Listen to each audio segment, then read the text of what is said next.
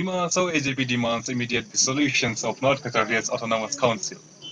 The Dimahasau Assam Gana Parishad has demanded the immediate dissolution of North Qatar Hills Autonomous Council as the present BJP rules North Qatar Hills Autonomous Council headed by the chief executive member Sri Debalal Gorlosa has failed to rule in many fronts.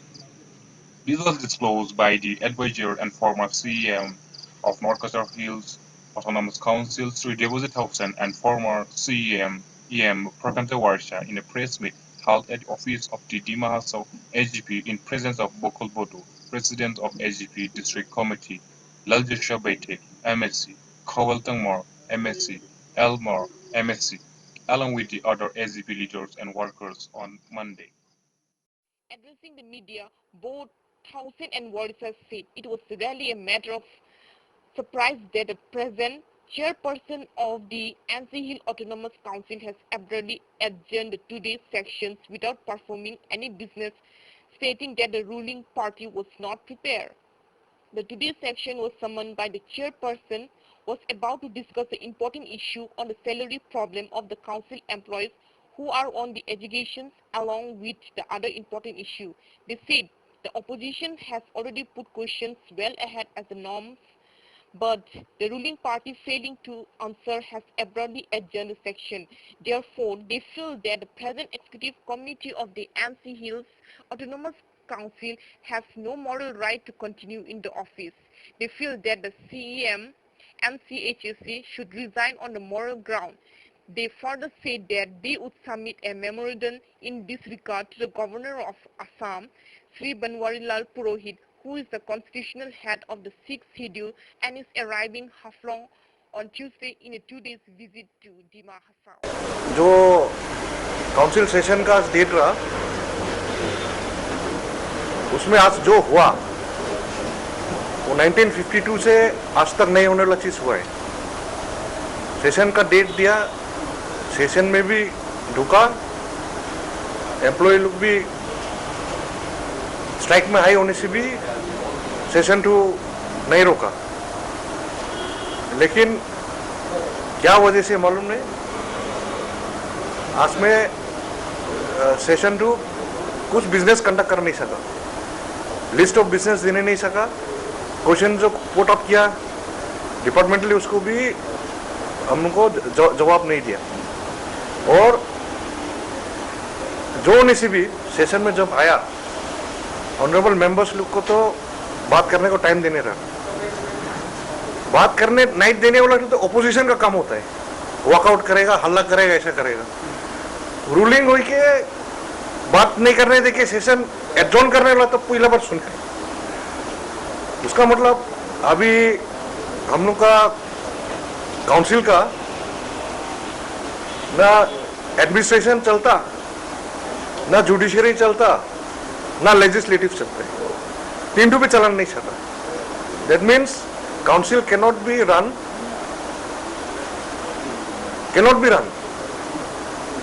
और 6 schedule में ऐसा भी है, if the council cannot be run as per rules, नियम से चला नहीं सकता होने से उसको डिसॉल्व करना है। तो इसलिए हम लोग डिमांड करता है कि थोड़ा भी शर्म होने से the executive committee led by Debalal Gorlosa should resign immediately because they cannot perform. अब लोग EM CM होके काउंसिल चलाने नहीं सकने से तो क्यों बैठा है? Simple logic.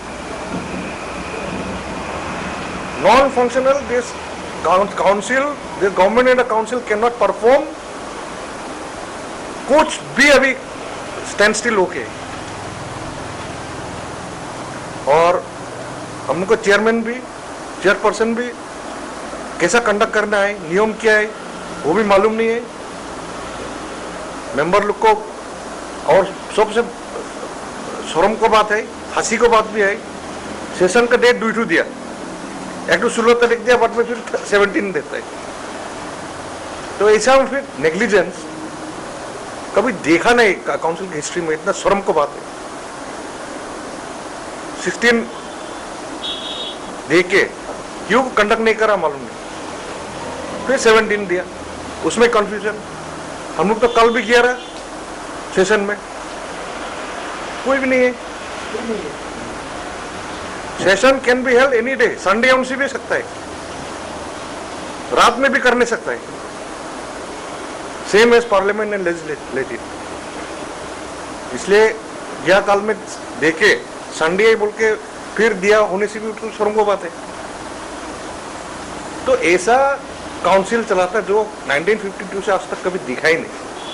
तो इसीलिए हम लोग को बात है, हम लोग को डिमांड है कि as per rules in the 6th schedule, if the council is not functioning the way it should be, तो उसको एज पर रूल डिसॉल्व कर सकता है। उन लोग को डिसॉल्व होना है, और डिसॉल्व तो शर्म को बात है, अपने से रिजाइन करना है। वो पॉलिटिकल एथिक्स होता है, तो ये एथिक्स हिसाब से दे शुड रिजाइन। না অলপ দিন মই আগতেও ক'লোঁ, মিডিয়াত মই আগতেও ক'লোঁ, এইটো বাৰে বাৰে কোৱাৰ নিচিনা হৈ যায় বস্তুটো। অলপ দিনটো ইহঁতৰ লগত আছিলোঁ, ইলেকশ্যনৰ আগতে, ইলেকশ্যনৰ কেম্পিঙতে, তেতিয়াও মানে এই দৰমহাৰ কথা, NCL অট'নমাছ কাউন্সিল এমপ্লয়িজৰ দৰমহাটো দিয়া হ'ব, will solve the salary problem বুলি কোৱা হৈছিলে। তাৰপিছতো যিটো দেখা গ'ল, যিটো ক'লে এইটো প্ৰেক্টিকেলি আমি দেখা নাই, মই দেখা নাই। এইবিলাক ইছ্যু নিচিনা হৈ গ'ল, ইলেকশ্যন জিকাৰ ইছ্যু নিচিনা হৈ গ'ল। চেলাৰীওতো আকৌ ৰেগুলাৰ হোৱা নাই, এতিয়া 10 মাহ আহি পাই গ'ল। তাৰপিছতো যিটো